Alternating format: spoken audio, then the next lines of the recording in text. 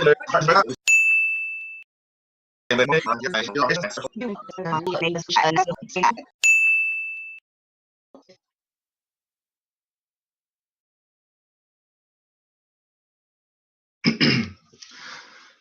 welcome to another Smart Digital Workshop where we stay motivated and rise together by engaging in real conversations that enhance your personal and professional brand. My name is Dr. Theo Fowles, and I'm joined by my co-host, Dr. Jackie Thomas. Hello, everyone. So this month we are talking about the professor's path. It's going to be a conversation about the different levels of the professoriate. Our guests today are Dr. Sharoni Little, an award-winning teacher, researcher, and mentor, a renowned author, global facilitator, and a media commentator. Sharoni's research and expertise centers on organizational leadership, strategic communication, and diversity, equity, and inclusion. Today, we also have Dr. Katrin Wilson, who specializes in adult reentry, first generation, student athletes, and minority male students as it relates to their access, experience, retention, and completion issues in higher education. As always, we'll have a great conversation, and we'll allow our participating audience to ask questions at the end. So tell us about your undergraduate journey and describe the catalyst moment that led you to begin your path towards professorship. So let's start first with Dr. Little, and then Dr. Wilson, you can respond afterwards as well. Okay, well, thank you so much. I was definitely a different type of student, and so had a different type of undergraduate journey. I actually born and raised in Compton, California, and attended Compton High School. But while in high school, I was pre-med actually, and maybe since the age of 8, thought that I would be going to medical school. And so when I got to high school, we had a wonderful program called MedCorps, where we actually took classes at the local community college, Compton Community College. And we took our math, science, and English there. And then we would return to our high school campus for 4th, 5th, and 6th period. And I actually skipped my senior year of high school. USC has a program called Residence Honors Program. And USC was actually the only school I applied to for undergrad. And I share that now with students because I'm always encouraging them not to only broaden their net, but to consider going out of state. And I got there, I was a math major for a minute as I was taking classes that stopped having numbers. I was going to football practice and not to class as much as I needed to. And so while smart, I was also very, very culturally sheltered. And it was quite a different experience. And so not a lot of diversity. This was back in the early 80s. And so I was there actually at USC for several years trying to figure out, after maybe 3 years, trying to figure out what I really wanted to do. So I was taking courses, I was dropping courses, and I had an advisor at the time who was in our now Dornsife school who said, Sharoni, are you really sure that this is what you want to do? And I was a little offended. I was like, oh, she just doesn't want me, this young Black girl to go on and pursue medicine. But she really was insightful. And she saw some of what I really wanted to do. I used to compete in speech and debate in middle school and high school. And so I loved those type of activities, but I thought that they were hobbies. And so back then, California State University, Los Angeles was a quarter school. So you can go and basically take 2 quarters, the equivalent of 1 semester. So I went over to Cal State LA with the intention of increasing my GPA because at that time I was on probation, and with every intention to return to USC with the decision about my major. Got over to Cal State LA and began taking communication courses because those were electives and also they fulfilled some GE requirements, but I actually fell in love with that and made the very tough decision at the time to transfer to Cal State LA. And as you might imagine, a lot of people were questioning that decision. I still tell my students today I did not get kicked out of SC, but I was pretty close to it.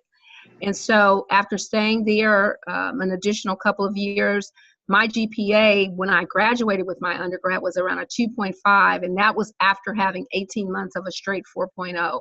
So you do understand how low my GPA was, but it's also what I share with students as well, is that it's very easy for your GPA to fall, but quite difficult for it to be raised. And so I went on to graduate school after that, and I can speak about that a little bit later. Awesome, awesome. And Dr. Wilson, tell us a little bit more about your journey as well.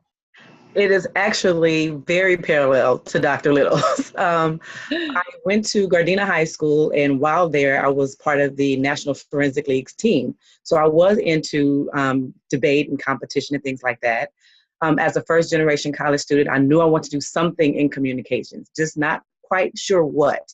I applied to Southern University, San Diego State, and Long Beach State.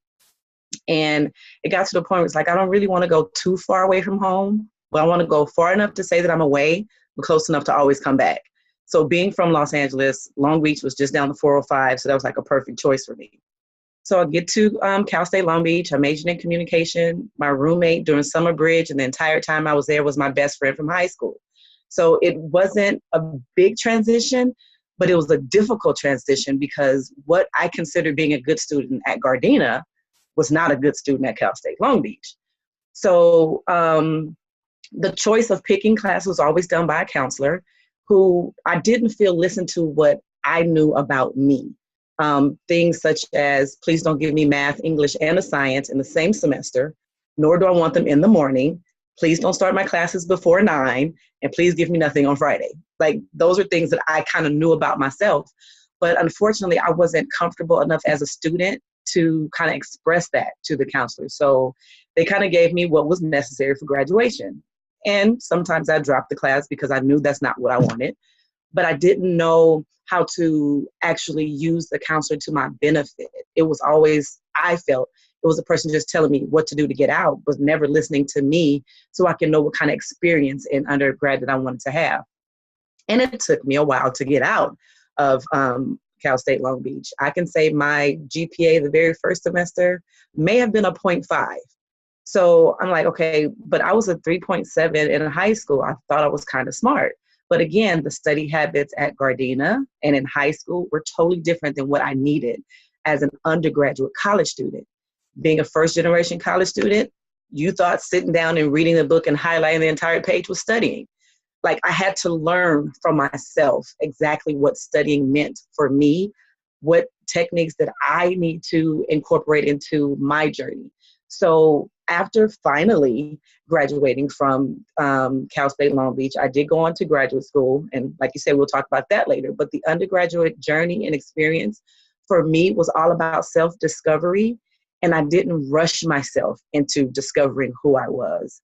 I had a lot of bumps because I would try to communicate with professors who weren't quite understanding what I was trying to express because, again, when I'm doing the expression, please don't tell me what I got wrong. Like, listen to where I am here and then guide me forward. Then finally, I learned how to actually use that to my benefit. Awesome, awesome.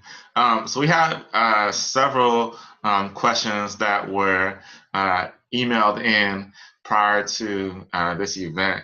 And one of the questions that'll help us get kicked off is from a participant.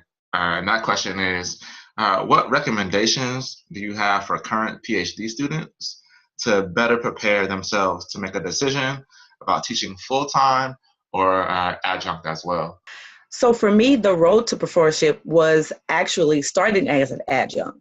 So in graduate school, you had to do a certain amount of hours to get your counseling degree. So that was the time that I took to become an adjunct. So as I was becoming an adjunct, as I was doing the role as an adjunct, I realized this really was a track, which I didn't even understand that at the time. That just shows, you know, the things that we don't know what we don't know. I knew that I wanted to be a counselor. So I knew that there was a process for that. I didn't even know that counselors and being a professor was the same thing. I thought those were two different areas. And for me at the community college, it was the same thing. So starting off as an adjunct, you really get an opportunity to see what it's like to be the full-time professor.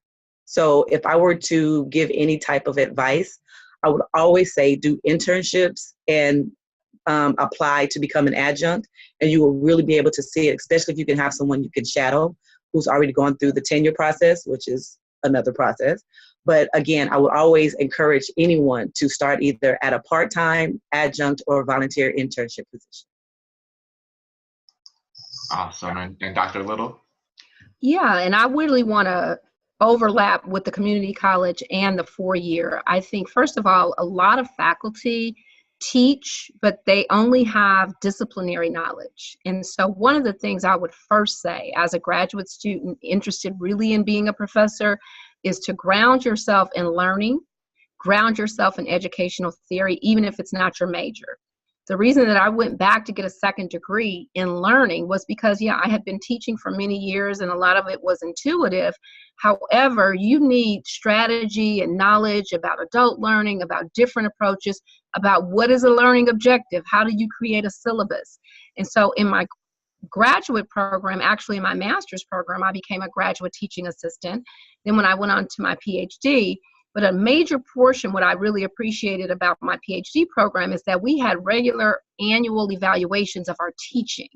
It wasn't just our research. And so if you're in a PhD program now, as a graduate teaching assistant, or if you're a graduate research assistant, ask to have opportunities to teach. In addition, you don't have to limit it to either community college or the university to practice teaching. You can offer your expertise at the high school level. You can offer it for summer programs. There are McNair Scholar programs, for example, where students do summer research, and you can find a way, whether it be leadership development or something disciplinary, to actually get a foundation of learning and then practice. Also at the community college, it's very difficult to impact the community college for a couple of reasons. 70% of community college professors are white. And so as you look for people of color, and many of them are tenured, which means it leaves very little room for access permanently. So most people of color are adjuncts, which means that you go in, and you teach some of the time, but a lot of times you have more adjunct taking on the load.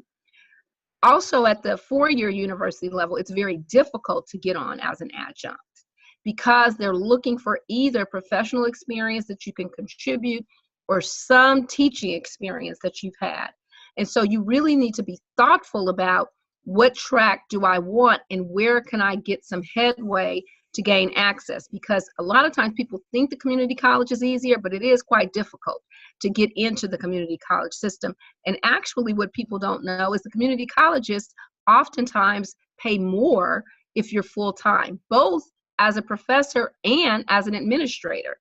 And so you really need to be thinking about now the converse to that 4 years. So when I got hired by USC, I had an offer at a community college tenure, and I had an offer for clinical at USC, which I chose for my own benefit because I had small children. At the community college, you're required to teach like a 5 load sometimes, or a 4 load, which means you're going to be teaching 4 classes each semester. So you really need to have a foundation of knowing what you're doing, because your teacher evaluations will determine whether or not you remain a faculty member. So I would encourage you, find a mentor, find some professional development, take a class at a community college in learning if you've never taken any classes in education and learning, and then think about what is my trajectory? What am I trying to accomplish? Is this short term? Is this in addition to my profession? Or is it something I want to do full time? The next question should be very interesting. We're going to stick with Dr. Little on this one, and then we'll pass it to Dr. Wilson. So the question is, as Black women, what challenges do you find as you advance within the professoriate? Are there any specific challenges that you see within that identity as you advance? And you said we have an hour, Theo? No, just kidding. Well, first of all, on a very positive note, just know that we need Black professors, period, in the academy. And while there are going to be many challenges, not just in academia, but as we know in many other industries and fields, you are needed and you are wanted. Now, how you navigate that will be very important. Of course, I've had some very challenging experiences, for the most part, about my belonging, right? And so you walk into the door and there's an expectation of how'd you get here? Or do you really belong? And we're going in oftentimes with this, I call it a ministry, because I started teaching, I say, in Sunday school. And so I understand that I have a connection with students. I have a heart for students. I'm very rigorous. I command a lot, but I also have the outcomes of learning. But those are things that I want anyone to look at and say, well, what is your evidence of being a good faculty member? And so sometimes people are not comfortable with that confidence about, I know how to teach and I have a very specific impact that I'm seeking for all students. But also I've had experiences where people do not necessarily want me to focus my attention on students of color or Black students, and I've chosen to do that. And we're going to talk later. I know I saw some of the questions about service and how you balance that depending upon what you want to do, because it can't come before your teaching, it can't come before your research, but it doesn't have to be an either or. So when I face challenges, one of the things I began to understand is that I could not just walk into my institution, keep my head down, go to work and deal with my students. I used to say, I'm not here for these other people, I'm here for my students. But what you have to understand is that you are still within an organization. And while I was very collegial, if people didn't know me, for example, they would put their children's pictures up on the wall and I'd be like, no, I'm not putting my kids up, but it was because of my own culture and privacy, but I never communicated the why. So it could have been interpreted that I was being exclusionary or not wanting to be a part of the team. So you have to be very careful, because some of those same colleagues you may alienate will also have to make decisions about whether or not you get promoted, or if you go up for department chair, if you go up for an administrative position. So yes, I know that I faced some issues because I was the only Black woman in many rooms in many cases. But what I've done is to take an approach to go in with faith, always be prepared. I listen more than I talk. You wouldn't believe it right now, but I do. I listen more than I talk, and then I'm very strategic about what I say, how I say it, and I will research 12 times more than anyone will ever know what I know. And also, don't let everybody know who you know. You may have friends and colleagues, but they don't need to know that you spend time on the weekend. You're there to do a job, and sometimes you need someone else to be in the room when you can't. But if you're constantly saying, oh, well, this is my friend or this is this, it could become very challenging. Dr. Wilson, same question. Again, the question is, what are some challenges that you've experienced rising through the professoriate levels as a Black woman? The funny thing is, I haven't experienced any challenges. And it may be just the way that I approach it. You know, there are some things that are going to go my way and some things that are not. Like people believe you have wins and losses. I believe we have wins and lessons. So what did I learn from it? How am I going to move on from it? And going into any professional rank, you're going to be in a learning experience at all times. So who I am, I come in with me. I don't know how to bring anybody else with me. So if you are perceiving something that I'm doing or saying because of my intersectionality of identity, that is really personal and it's not for me to tell you. You're going to have to deal with that yourself. But as far as the college and the campus in which I work in is predominantly African-American Latino. So we don't have the same issues as far as race and gender on our campus. But then when you broaden that out to a district or just an institution structure of community college, then it gets a little challenging. And there we can say that it can become challenging because we're not on the same, we don't have the same issues when it comes to our students. When our students see us, they see themselves. So that level of professionalism, they've probably never seen it before. There have been times it's like, oh my God, you're a doctor and you went to Gardena? Yeah, so can you. You know, so we always almost like our challenges become that banner of support, that banner of you can do it too, look at me. You know, again, as a counselor, you see students coming in and it was like, I really wanted to transfer to USC, but I have a 0.5. Don't worry about it. We got a strategy for that. You can still go. Or do you still want to go? Because there are things that you have to change. So when it comes to challenges as a Black woman or challenges as a Black male, you're going to have challenges because this world is meant to give you that push to build you. Because I always say, you know, a rock doesn't come down from a mountain by the wind. It's that constant state of water that changes it, makes it go down. So for me, it's not so much of a challenge, but as a lesson. And what can I learn from this? One of the things that I always said going through the tenure process is like, yeah, I have to tiptoe to tenure, got to tiptoe to tenure. And it's like, well, what do you mean by that? It's like, because you're constantly in a state of learning. And when you're in that state, you can always say what you feel, what you think, and how it should change. Because again, like Dr. Little was saying, you don't know who's on certain committees that can say things that can hinder your progress. So it's like you tiptoe, but you're navigating and you're being cautious while also being innovative and still collaborating, because having a collegiate relationship is very important at that level.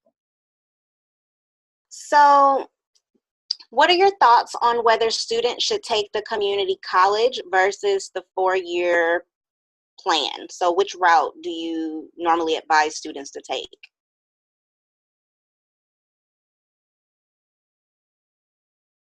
So I would actually talk with the student, because I don't believe it could be an either or, it could be an and. And you can take the and as early as high school. You know, some community colleges have transfer level courses in middle school. So especially now with the Los Angeles Promise and the College Promise, you can go to school for free your first 2 years of community college. So we have to look at those things as far as finances and opportunities and different programs. So I wouldn't even say you have to go one way or another.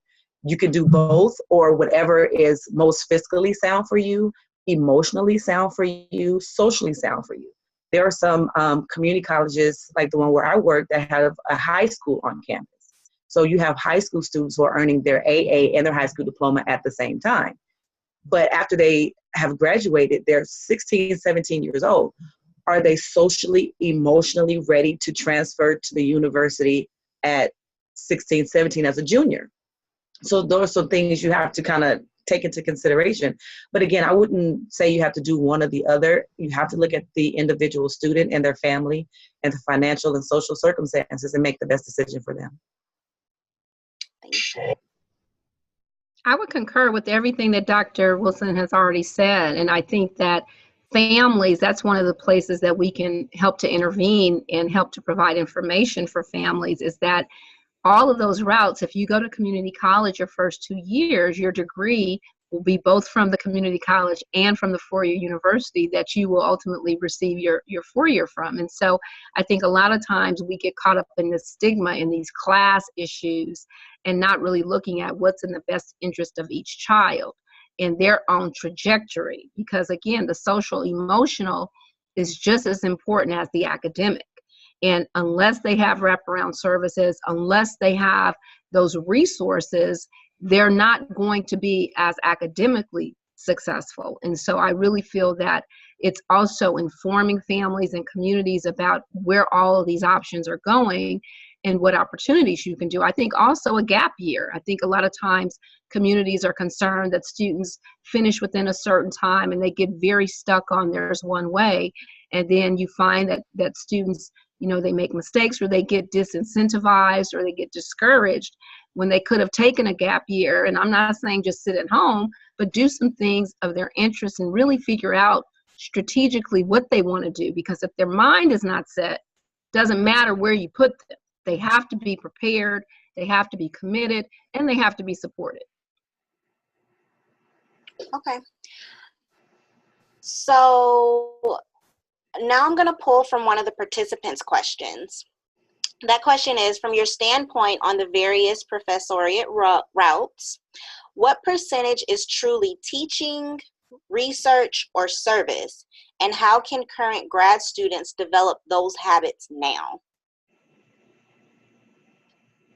So at the community college, it's not so much research, it's more service and teaching.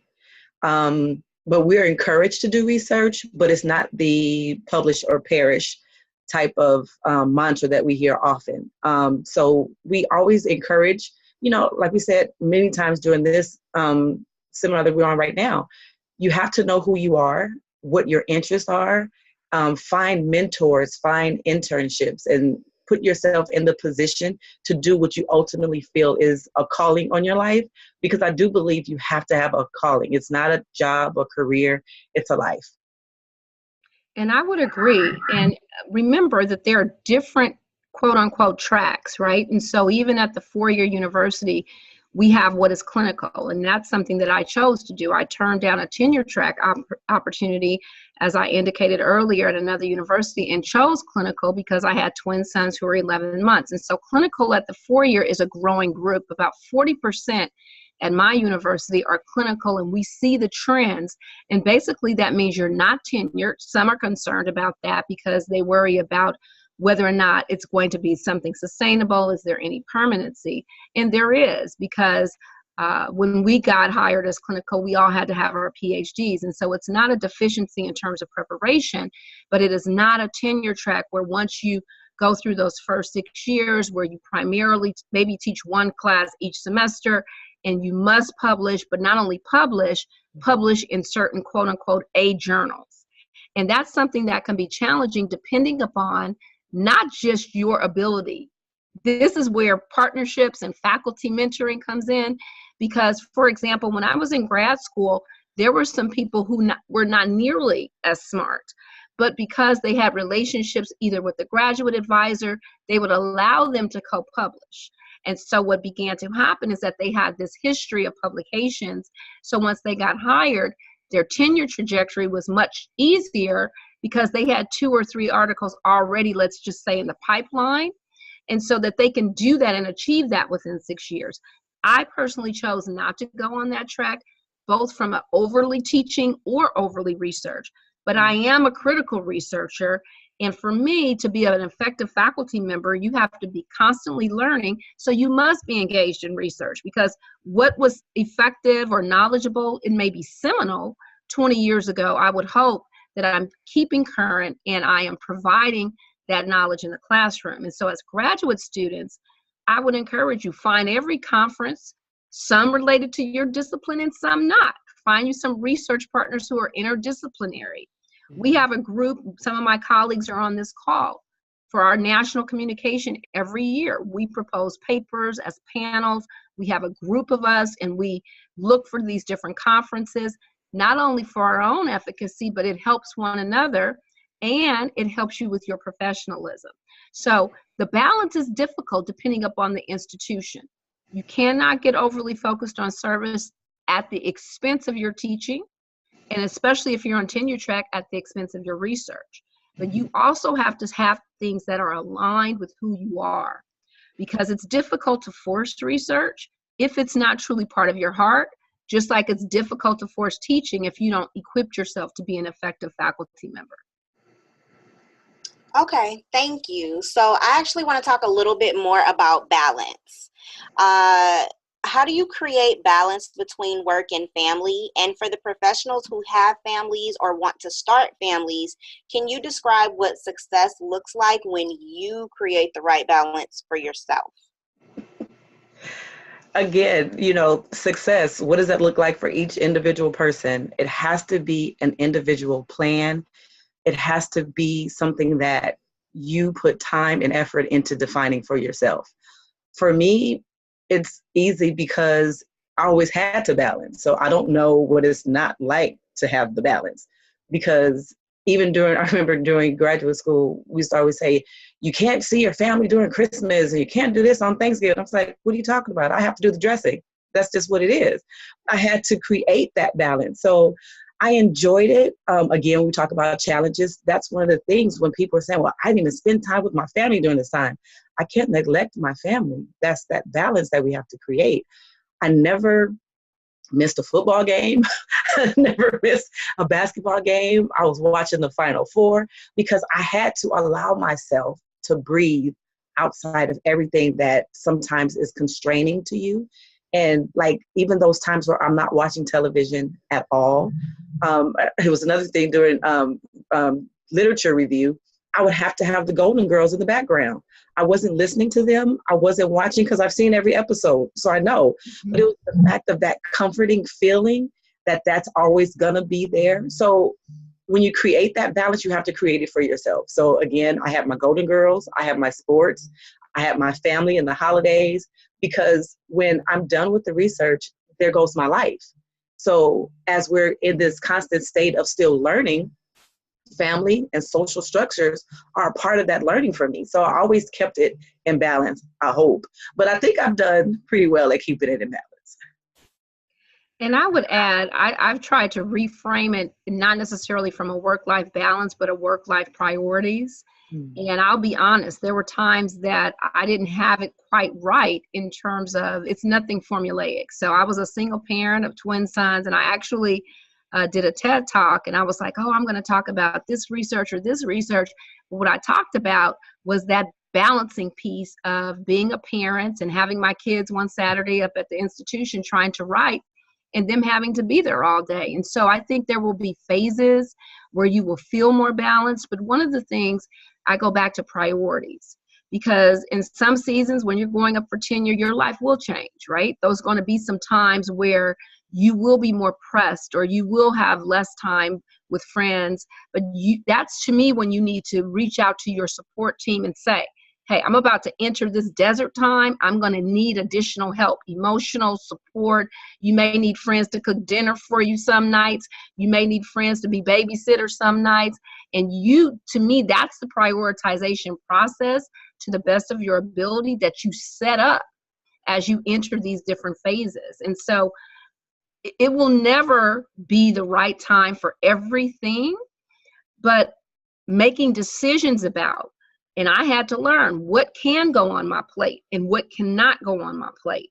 What is the first priority? So as was said by Dr. Wilson, when I made my decision to go back to school to get my doctorate in education, it was a weekend, and it was going to be now or never. And the reason it was now or never was because my kids were in first grade. The coursework was 3 years. Fourth grade started after school sports. And that's how I made that decision. I prayed, but I was like, if I don't go this year, I will not be done in time for after school sports. So those were kind of the priorities. And one thing I would recommend, do not wait until you need something. You need to plan early. When I went back to school, it wasn't a necessary, it was a desire. And I planned prior to. So that's another aspect. If you're in your third, fourth, fifth year of graduate school, you should not be waiting now to start thinking about what type of institutions you want to work in, what kind of lifestyle you want, how much money you need to make. Because if you want to live, for example, in LA, you're going to need to teach probably at a certain institution or types of institutions. And you may have to have your own organization or consultancy. So that also will change. You want kids, where will they go to school? There are a lot of things you have to consider, but just know others have done it. You're well equipped, and there's a village. So our question for Dr. Wilson is, when you think about your first generation adult reentry and minority male students, what would you say are their biggest strengths, and how have you leveraged those strengths to help students be successful? Their biggest strengths is they know who they are. Our first generation students will always tell you, I am a first generation student. They will let you know what some of their concerns and issues are, along with the African American male, the student athletes. Most of them will identify themselves. And I always tell them to allow your identity to be the platform for you to increase and encourage yourself. You don't have to set one part of your identity above the other. So if I have a first generation DACA student, you don't have to say which one is most important to you. You can bring both of those to the table and move forward. So the things I like to encourage them to do is be comfortable with who you are and creating yourself for yourself. And when you're able to do that, some of the other things that are challenging become not as much challenging or less challenging, because you have a foundation of who you are. So that's one of the things that I enjoy, even in the initial conversations with students, is once they've identified themselves, I ask, well, what does that mean? And then let's create meaning for that. And then how does that affect you as a learner? And that takes a little time to get to, because they probably never thought of identity and learning as going together. So that becomes a catalyst of even their trajectory of what they want to see for themselves, because it was like, okay, I think I can see myself in that way, because now I've defined who I am for myself, and now I know what I want to do. So having that identity piece as foundational has shown me that that's what they need for their success.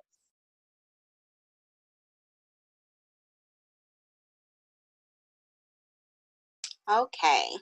So, Dr. Little, when you think about what higher education institutions are doing in terms of equity and inclusion, what are some things that either you or other faculty members you know of are doing to help move society forward? Okay, well, that's really a very important conversation. And I think it even goes back to the choice of school, whether it be community college or 4-year.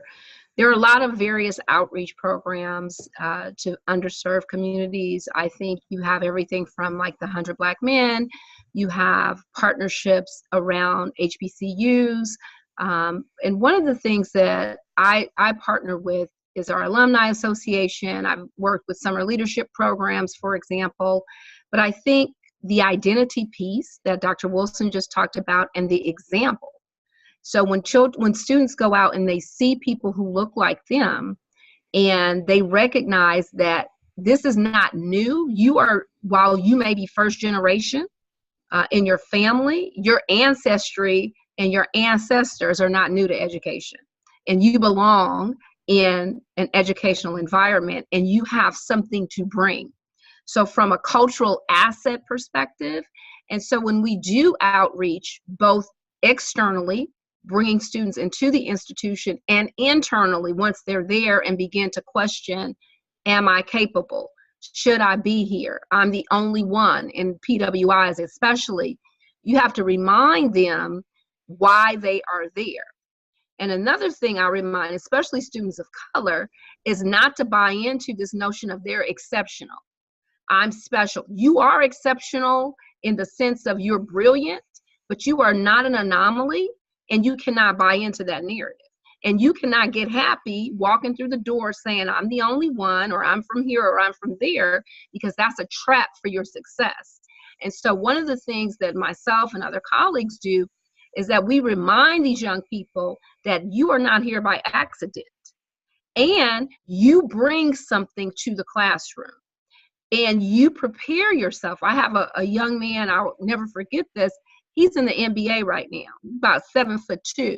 And he still tells his story because he was in my class, and I was like, oh no, you are a student first. You're not an athlete student. You are a student athlete. And I will be between you and the NBA if you don't do my work. And so I have very high expectations. I will be a nurturer when I need to. I'll say, now look, go home this weekend, go watch a movie, go do something. But in the institution, we have to remind these young people who they are, why they are, and the value that they bring. Man, if we didn't just go to church. So before we open it up to our participants, we have one more question, and that is, what are some things that you're working on right now that you're excited about? So it could be a new project coming up, it could be some research that you're doing. Let us know what's coming up next for you. And we'll start first with Dr. Wilson, and then Dr. Little can answer as well. So I'm actually working on a book called The Sport of Learning to assist student athletes in understanding the intersectionality of their identity, and not to prioritize their identity, but to use both of them as a catalyst, as a way to become academically sound, while not at the same time discouraging the athletic part. So I'm trying to get that together. It's kind of based on some of my dissertation research and some of my lifelong interests. That sounds cool. I'm going to be reaching out, Dr. Wilson, after this call. Yes, I will be reaching out to you as well. I am working on completing, and here goes back to the work-life balance question, because I've been working on this book for a long time, but it's called The Perpetual Surveillance of Black Men. And what this book examines, it's also part of my 2 different dissertations, but it's looking at historically how Black men have been surveilled socially, educationally, from a criminal justice perspective. And it uses the notion that Michel Foucault, the scholar, talks about the panopticon, which is basically a prison tower where prisoners are always being watched, but they never know when they're being watched. And so I use this analogy that Black men experience the world in this space, especially in America. And I look at different contexts, but I also do interviews with Black men across age and class and experience to see similarities, but most importantly, their resiliency and the trauma and how we as community build support. So let's go ahead and open up the lines for the folks that want to ask a question. And when you open up the line, if you could say your name, maybe your hometown, and we'll put you on the call today. Good afternoon, everybody. My name is Kane Nicholas. I am a member of Phi Beta Sigma. I am a holder of a Master's of Business Administration from a strong school called Babson. I am teaching at a school called the Studio School, which is housed by the Husseian College, and it's the first film school on a Hollywood set.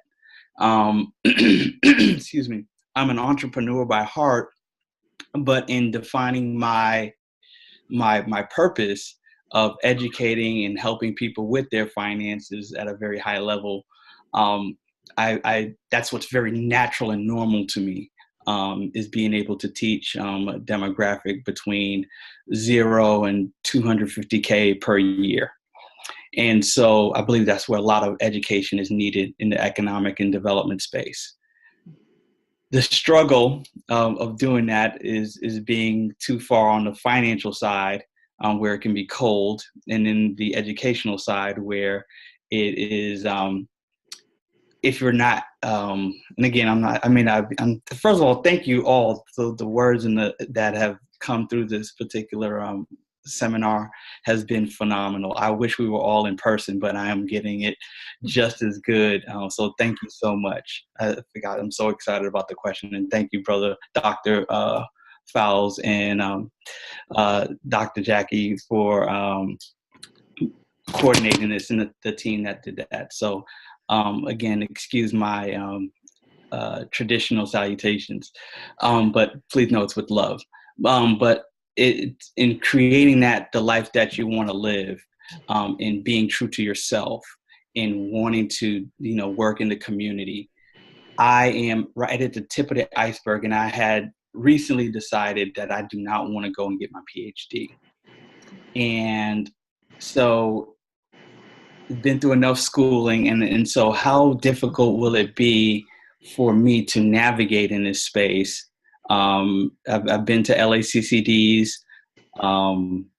career fairs and things of that nature, and there's swaths of people there.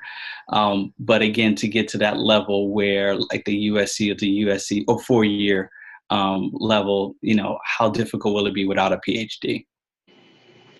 For community college, a PhD is not required. A master's degree is required, or an associate degree, bachelor's degree with years of professional experience.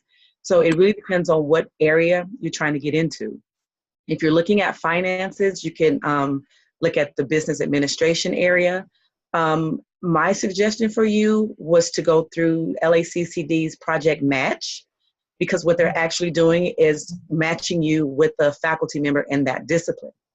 Another thing to do is to look at any career technical education, because they have a lot of entrepreneurial classes and things like that that are more credit or non-credit. So there are a lot of other options that you can go into that will probably give you the experience and exposure that you would need to move further on in the career that you're choosing. I would concur. And I would also say that there are many routes, and would love to talk to you offline, because how you package the MBA, you can teach at a 4-year. There are actually, and that's always a secret, there are some people now, you will see more of the schools requiring a PhD, but there are many programs where you can teach with your MBA. and you would articulate that focus. But also I'm hearing that you also have a community commitment. And so that's where I would go back to looking for example, Academy of Finance. Many of the schools have those programs at high school level. Mm-hmm. And that could be a great match for both your preparation for teaching and also your give back to the community. And so it's a win-win there. And way down the road, I would love to have a conversation about rethinking that PhD. I understand my brother about going back to school, but one of the reasons I encourage many people of color is because it's a free degree. Because if you go to the right programs, you get a fellowship and a stipend. It may not be your existing salary, but that's a secret that not many people of color know. And so there are many options for you. And I think that you can definitely have an impact both at the community level, but definitely at higher education level too. Thank you so much for your responses. I really do appreciate it. Thank you so much. You're welcome. You're welcome. Hello. First of all, Dr. Little, fight on. Yeah. So I earned my EDD at USC. So I'm over in the East Coast. I am an elementary school principal in Newark, New Jersey. So right. A lot of the vocabulary is very new to me. So when Dr. Thomas asked the question about how much you spend time teaching, research, and service, could someone clarify the service portion? I really wasn't clear on that. Sure, I'll jump in, and then I'm sure Dr. Wilson can add as well. So pretty much you get a contract. And let's say, for example, at USC, you have 9 points. So if you teach 3 classes, each one of those classes count as 1 point. And so basically you would teach 3 classes in the fall, 3 classes in the spring. And if you're not research, your other 3 points would go to this umbrella called service. That would be serving on committees, for example, at your departmental level. It could be serving at the school level. It could be serving at the university level. What we've done now at USC is we've created a matrix. It could also be serving in a professional organization. So if you're in early care and education, or if you're in early learning, then they have a lot of different professional organizations where you can go and be the secretary, or you can be the treasurer or the president or whatever. And all of those things count. One of the things I would advise you to do, though, let's say you're aspiring to go and work either at a community college or a 4-year, that's where the planning comes in. What type of service do they look for, and how do they rank it? Because some service is counted, quote unquote, higher than others. And part of my advocacy as a Black woman, one of my experiences is that they didn't want to look at my service with, for example, Black students and the Black alumni equivalent to some of the other service. But you have to make a case as to, if we are student-centered, and that's our primary goal, then working with students is of value just as equally as sitting on a curriculum committee. So it's a variety of options that say that outside of the classroom, how do I contribute to the institution and to the broader community? And it is exactly the same on the community college level, exactly the same. Thank you. And I would encourage you, if you are thinking about moving to a community college or even a 4-year, your experience as a principal could be highly leveraged. So you could even go now and look for a course, because, for example, there are basic education courses that I'm sure you could teach like on a weekend or 1 night a week. And so I would look for those options, because you're right, there are a lot of online courses.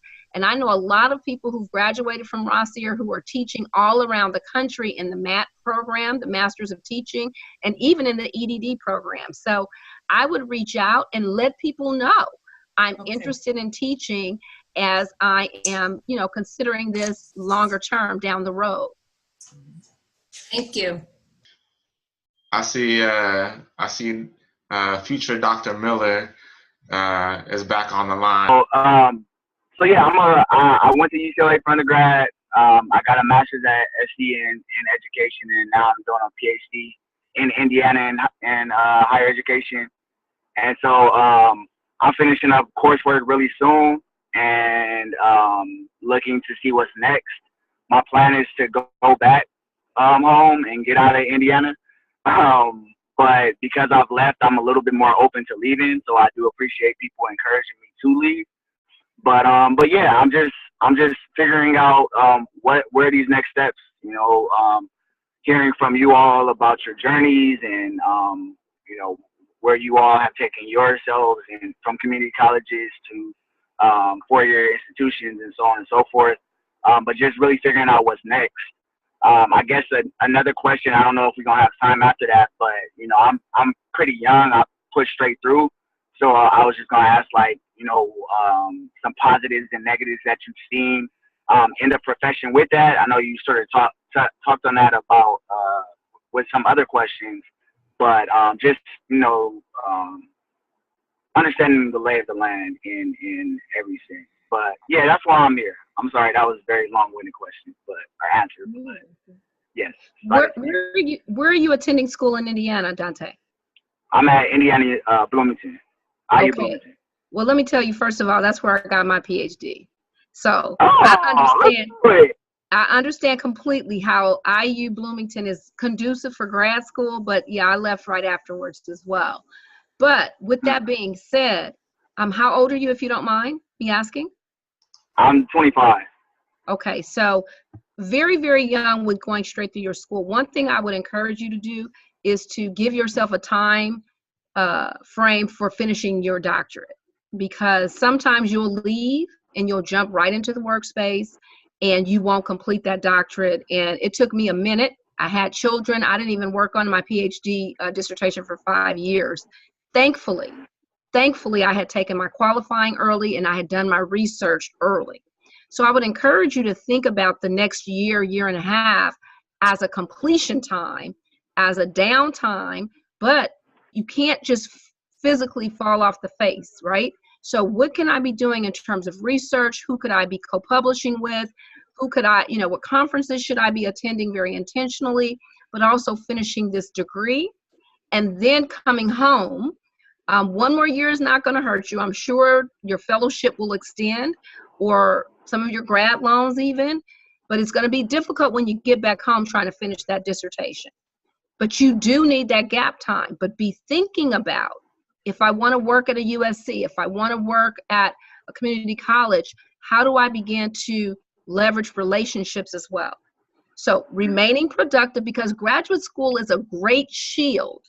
It's a great umbrella until you figure out some of this and get some rest. But if you jump out of graduate school and you just say, I'm done, and you have that gap, it looks a little different.